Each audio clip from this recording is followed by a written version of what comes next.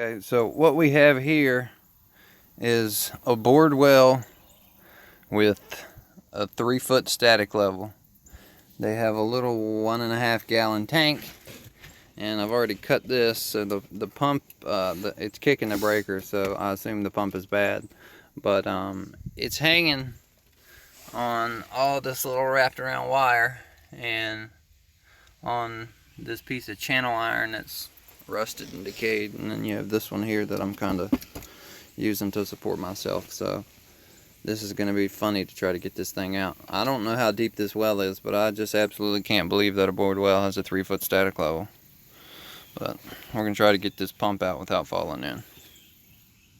So we got the pump out, and it looks like the pump is only in there 20 foot. Let's see. This is the weird T contraption that they had holding it on. It didn't look like it had very much life left in it. 1, 2, 3, 4, 5, 6, 7.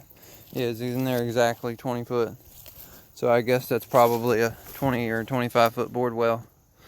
And then I believe that the water level of the well is the same water level of the pond. It kind of looks that way. So their well water is their pond water. Time to change the pump out.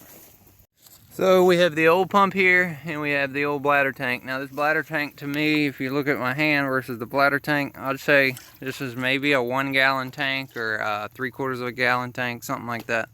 But if you shake it, you can hear the water in it. So the tank itself is waterlogged. At this seam, there is a rubber bladder that connects to the bottom port here. That rubber bladder is just like a balloon that's inside of there.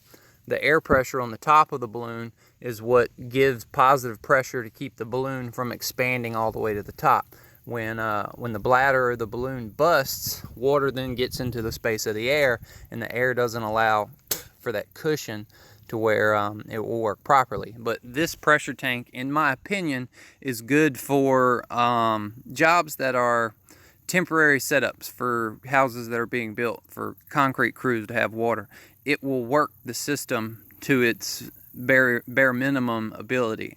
The pump runs constantly all the time, on and off and on and off, just enough to keep the pressure switch from malfunctioning.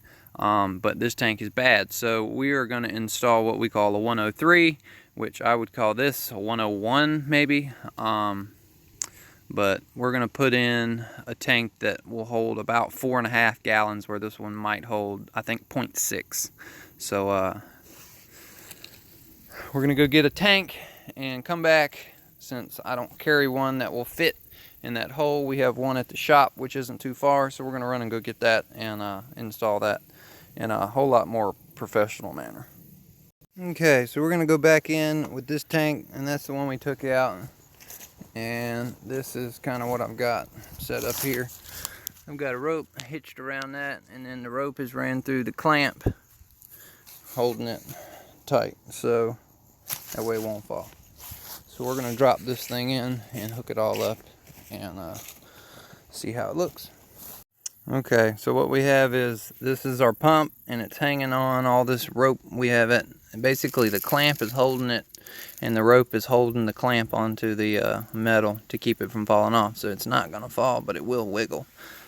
This right here is coming straight from the tank, which is actually submerged under the water, and then this goes to the house. So what we're going to do is, I'm going to put a T here, a T here that goes to the house, and then I'm going to put another T right here that 90's down, and then on the top of the T I'm going to put the pressure switch, and then it'll be all hooked up.